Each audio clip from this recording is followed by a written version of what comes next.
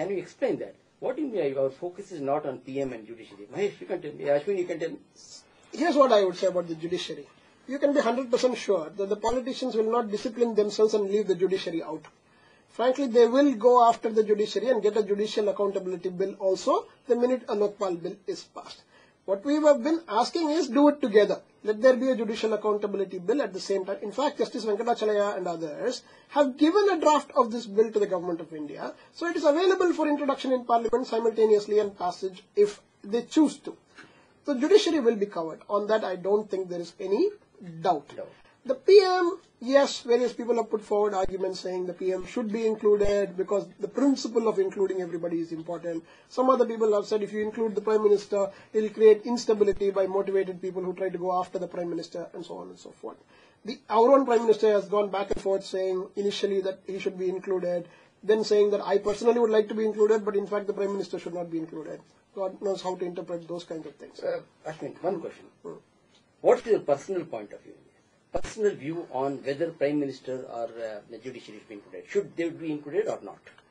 My own view is that the Prime Minister's office must be surely included. The Prime Minister, if he holds a portfolio as a particular minister, must be included under that portfolio. But as the Prime Minister himself, it is all right if he is included after he leaves office, but it doesn't matter if he is personally excluded. Is this what General Lokpal Bill says? No, this is not what the General Lokpal Bill says. But what I am trying to say is that you must look at the Prime Minister as the sum of all these things.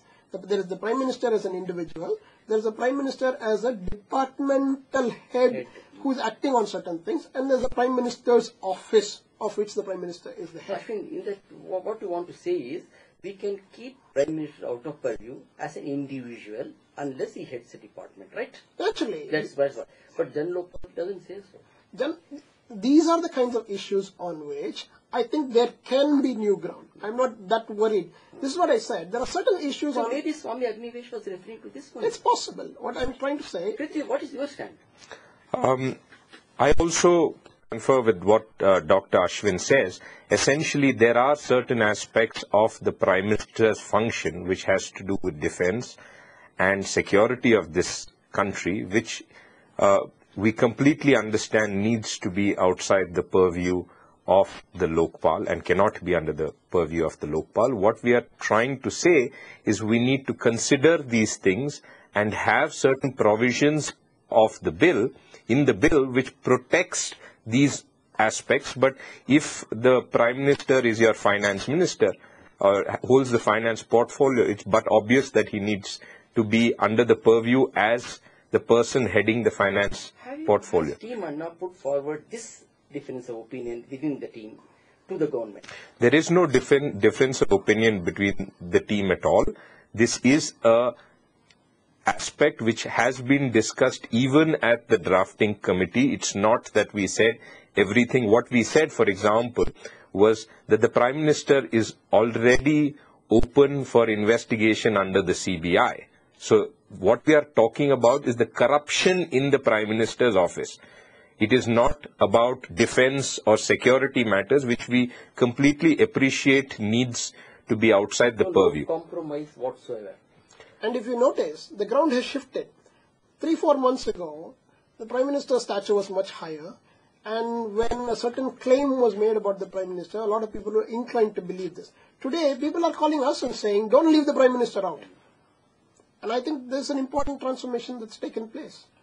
You know, that's a good clarification, because this was what I have been hearing from Brother Agarwal. Had a tough time talking to pressmen this morning, and he made very clear in what context Swami Agnivesh was spoken. I have no idea, but we are not going to compromise on any aspect of the bill. Very clear. So, but I got your point. I got Ashwin's and Prithvi's point of view. Ashwin, apart from mobilizing people, have started mobilizing politicians too?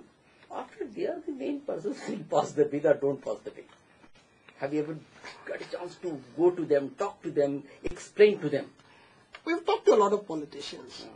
Uniformly, they want to be careful not to say something that may be contrary to their party opinion. Now, this is unfortunate. We live in a constituency-based democracy. Yes. Therefore, the expectation is that the representative of my constituency should have an independent view, which is the broad view of the constituents themselves. It cannot be that if I elect BJP, I am endorsing BJP as a party, or if I elect Congress, I am endorsing Congress as a party. Because every party has a variety of opinions on a variety of subjects. It can't be 100% of one or 100% of the other in any case. Therefore, it is important for our democracy that individual representatives become accountable to their constituents, not only on this bill, but on every bill. Unfortunately, this bill is the only time that individual constituents, representatives are being asked, what is your opinion? We carried out a referendum, as you know, in both Bangalore as well as in Chikbalapur. This is in response to the fact that the government said, we represent the people because we are the elected representatives. So we said, well, in that case, let us ask the people. When we asked people, we found that what the people of Chikbalapur are saying, what the people of Chandni Chowk are saying, is quite different from what their elected representatives are saying. Therefore, it is reasonable for us to ask, who do you represent? Right. That's it. I'm sure there are very many good people in Indian politics, but it's unfortunate that because we don't have a proportionate representation, that though we elect a person, in reality, that person cannot represent us because he needs to go with the party's position, or there is a party whip and he cannot vote against the whip. Go with the people. So it's very sad that our democracy has been reduced to a stage where even the good people who might want to support a good law don't have a voice because they are forced to go with the party's position on this matter. This is ironic because in the original constitution, the phrase political party did not appear at all. It was introduced in the 1970s. The notion of parties came into the constitution much later. The original idea is only about citizens and representatives. Ashwin, Mr. Rajiv Chandrasekhar, the independent MP, has introduced that private bill on Jan Lokpal bill. How does it help the movement? Can you just explain? By introducing a bill, what happens? Because very difficult for a common person to understand. If somebody, a private member, introduces a bill on an issue like this, how does it help the movement? I think two things. One, it's really great that at least one member of parliament is willing to say there is an alternate version of the law. Consider this version too. Don't dismiss it out of hand. Take it up for what it's worth, that this has a reasonable chance of fighting corruption, and that is not something you can say about the government's bill.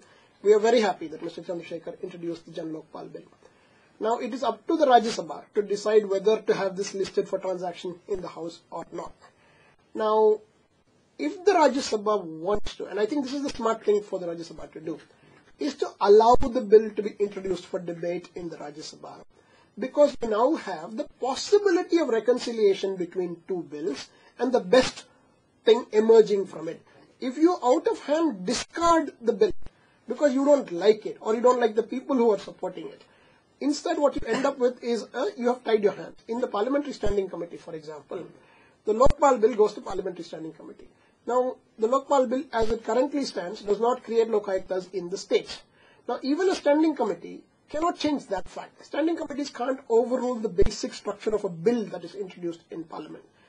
But if you now say, here is one version of the bill, and here is another version of the bill, in the process of reconciliation, you can get in provisions that are really good in the other version too. That's a good idea, Rajiv Chandrasekhar has done. Absolutely. I think it makes it possible for reconciliation. Now, the sort of legislation managers in the Congress now have to be sharp enough to see this opportunity and take it forward. I think a very important aspect is that it's been introduced in the Rajya Sabha because the bill, if it's taken up for discussion, will not lapse because it's a perpetual house, and unlike the Lok Sabha where a bill will lapse if it's not passed within the term, I think it's an extremely interesting, and we thank Mr. Rajiv Chandrasekhar for this.